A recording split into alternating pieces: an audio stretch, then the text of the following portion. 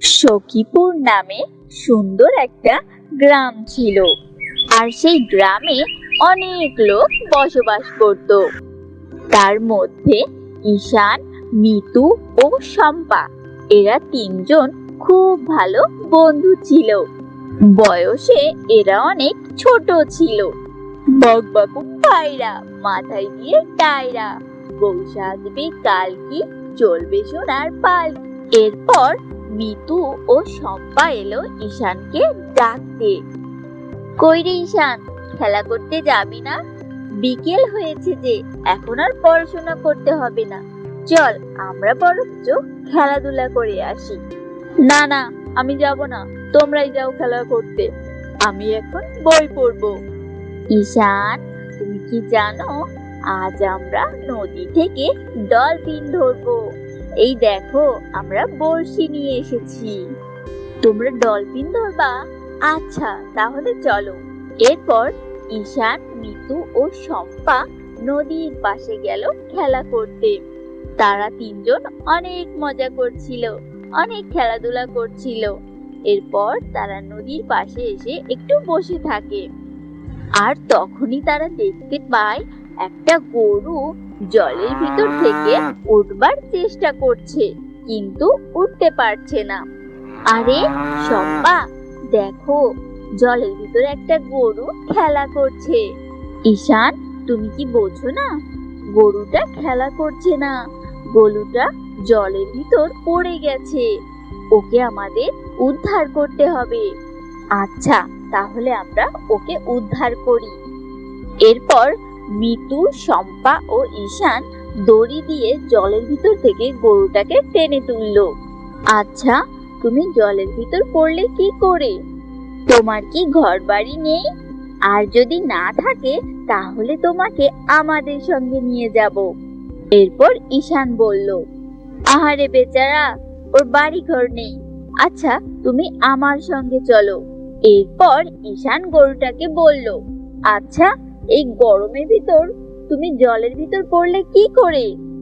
গরুটা তখন হাম্বা হাম্বা করে বলে উঠল, আহারে, তোমার কত কষ্ট হয়েছে। আচ্ছা তোমার কি ঘর বাড়ি নেই? তোমার মালিক কি তোমাকে বাতাস দেয় না? না, আমার কোনো ঘর বাড়ি নেই। এরপর গরুটা মনে মনে বলল, ঘর বাড়ি তো আছে, এদের বলা যাবে না। প্রতিদিন এক খড়কুটো খেতে ভালো লাগে না, তাই তো বাড়ি থেকে আজ পালিয়েছি একটু কাঁচা ঘাস খাবার জন্য। আহারে, বেচারার ঘর বাড়ি নেই, আর এই গরমের সময় কি করেই না বেড়াচ্ছে। আচ্ছা তুমি আমার সঙ্গে চলো, আমার বাড়িতে অনেক বড় ফ্যান আছে, তোমাকে আমি বাতাস দিব। এরপর মিতু বলে উঠল, ঈশান, ও আমাদের বাড়িতে যাবে। আমাদের বাড়িতে জানো অনেক বড় এসি আছে, তোমাকে আমি এসির বাতাস খেতে দিব। তুমি আমাদের বাড়িতে চলো। এরপর শম্পা বলে উঠল, ঈশান, মিতু, তোরা থাম।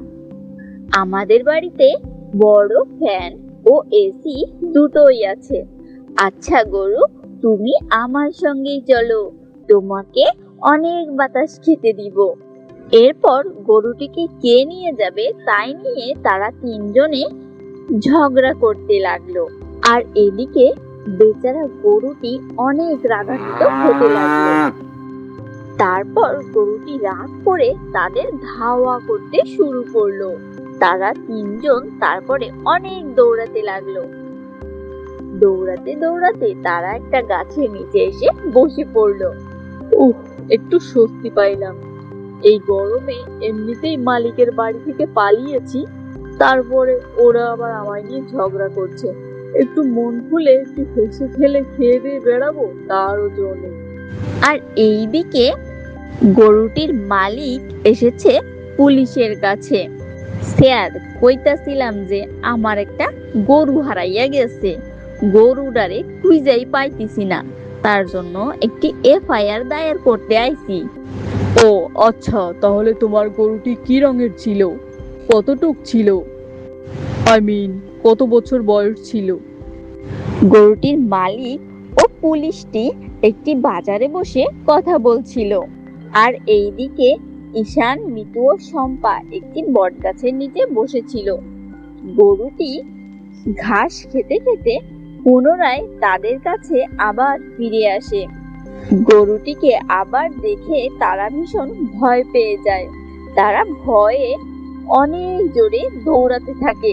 দৌড়াতে দৌড়াতে তারা সেই বাজারের কাছে চলে আসে, যেখানে পুলিশ ও সেই গরুর মালিকটি কথা বলছিল।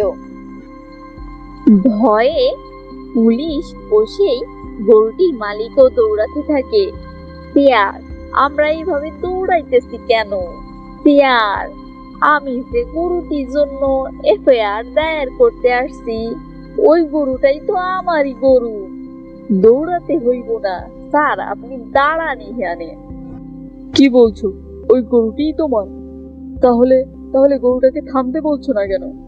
স্যার, আমি তো ওই কথাটাই কইতাছি, আপনি এখানে দাঁড়ান, আমি গরুটারে থামতে কইতাছি। কি রে ধবলি, বাড়ি থেকে পালিয়েছিস কেন? বাড়ি থেকে পালিয়ে এইভাবে হাট বাজারে দৌড়াদৌড়ি করতেছিস কেন? থাম এখন।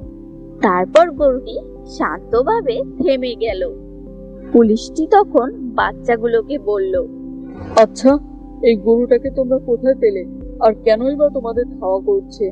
আসলে স্যার, আমরা নদীর পাড়ে খেলা করছিলাম, আর গরুটি জলে পড়ে গেছিল। তারপর আমরা তিনজনে গরুটাকে উদ্ধার করেছি। গরুটিকে আমরা জিজ্ঞাসা করলাম, তোমার বাড়ি কোথায়? সে বলল, আমার কোনো বাড়ি ঘর নেই। তাই আমরা ভাবলাম আমরা ওকে আমাদের বাড়িতে নিয়ে গিয়ে পালন করব। কিন্তু বাড়িতে নিয়ে যাওয়ার কথা শুনতেই গরুটি অনেক রেগে যায়, আর তাই আমাদের উপর ধাওয়া করে। ও আচ্ছা, বুঝতে পেরেছি। তারপর গরুটির মালিকও আর কোনো অভিযোগ করলো না। গরুটির মালিক তখন গাভীটিকে নিয়ে চলে গেল। বন্ধুরা, গল্পটি ভালো লেগে থাকলে অবশ্যই আমাদেরকে লাইক, কমেন্ট ও সাবস্ক্রাইব করে জানাবে, এবং পাশে থাকা বেল আইকনটি বাজাতে ভুলবে না। খুব তাড়াতাড়ি তোমাদের সামনে নতুন নতুন গল্প নিয়ে হাজির হব।